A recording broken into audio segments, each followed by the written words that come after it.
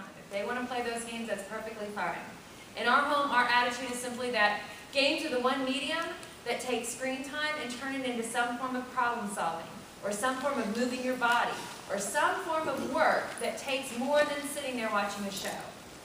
Although I have to say too, I do love television. That's a different conversation, so I'm not trying to diss on media, on TV in whole, but when it comes to kids, a lot of what's happening is, so for example, on a typical couch, you've got your kid with an iPad or a computer in front of a TV, and they're doing multiple things at once, right? Oftentimes, homework is part of that multiple thing that they're doing, right? So the big challenge for us as teachers is figuring out how in the world do we connect or leverage that time that they're spending to things like the work that we're doing in our classroom. Even connecting it up in some capacity would be a huge benefit over what we're actually doing now.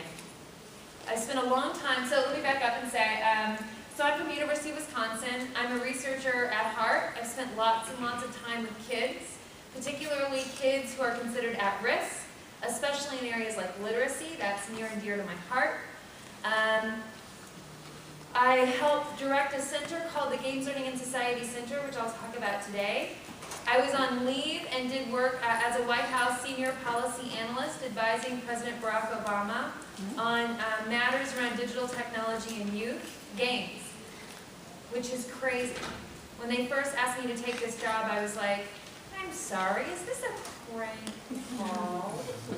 That's not going to be possible. I study video games, right?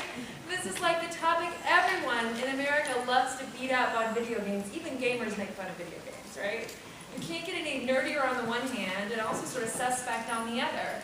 So when I was first asked to do that kind of work, I actually thought it was a prank call. Turns out it's not. So what I want to talk about today is sort of talking about sort of the overall frame of what's going on nationally, and then talk a little bit about what our center does. And given that this is a small enough room, and yesterday I got to talk for a solid hour straight, I would love to have it be a little bit more Q&A and a little bit more interactive if you guys are up for it. Thank you.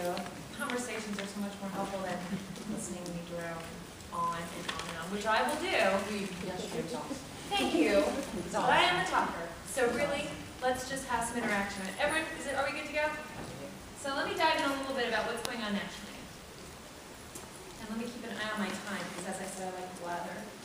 So, what is this White House interest in games, right? So my role was actually, well, let me back up and say, first off, President Obama is a very tech-savvy president. Unlike previous administrations, Obama is a young enough generation and a parent of young enough kids that he is thoroughly entrenched in media just the way that you are and I am, right? So one thing I love about this particular picture